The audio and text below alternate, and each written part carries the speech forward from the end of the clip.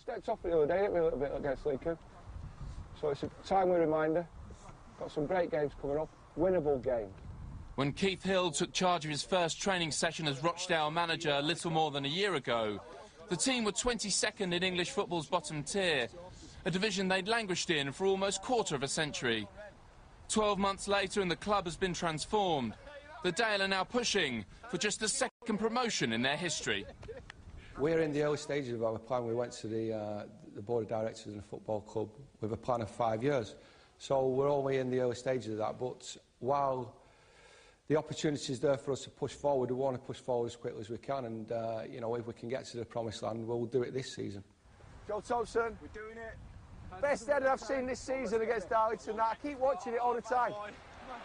After decades of underachievement, Rochdale going to this weekend just 5 points off the playoffs. A turnaround many at the club feel has gone unnoticed. Do you think you get enough recognition for what you've already achieved here? No, we don't, but I don't mind going under the radar. Why? Why would that be? Because we're Rochdale, probably. You know, we're not given any credit with respect to our standing, I suppose, in football. You know, we have been the longest-serving team in our respective division, and that's just Rochdale, you know, and we've got to change that. Behind the scenes, Hill and assistant Dave Flitcroft have revolutionised the club's reserves in a bid to bring through more young talent. They've also taken advantage of the modern game's most recent developments to create a specialist backroom team. There's a winning ethos to everything that we do. You know, there is significant change with respect to, we've got a goalkeeping coach, we've got a sports scientist, we've got a masseur, we've got a physical development programme for the players as well. But we do realise we are a football club, so the most important aspects of our training is football. Skipper Gary Jones has played 335 times for Rochdale, 10 short of the club's all-time appearance record. But how does the current setup compare to those early days? Chalk and cheese, really. I think he's come in from day one. The training facilities, the food after games, a masseur, sports scientist, it's completely different. And I think you can see, well, supporters and people can see that we're getting results on the pitch, and I think that's part of why.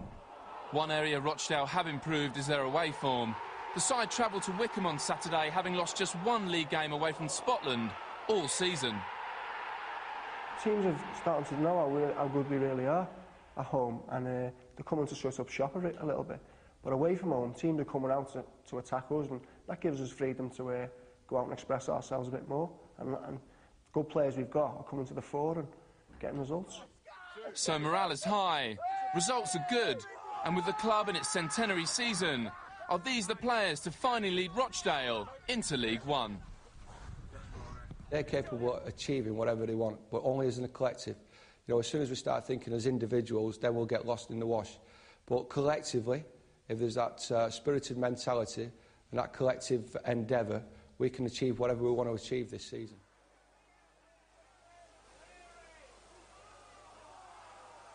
Oh, and the challenge there by Craig Woodman on Thomas Kennedy. Referee Gavin Ward points to the spot. It's going to be a penalty. And we're in the dying embers of the match. Up steps Thomas Kennedy. And a chance to win it surely for Rochdale. Kennedy scores. It's his first goal of the season. And you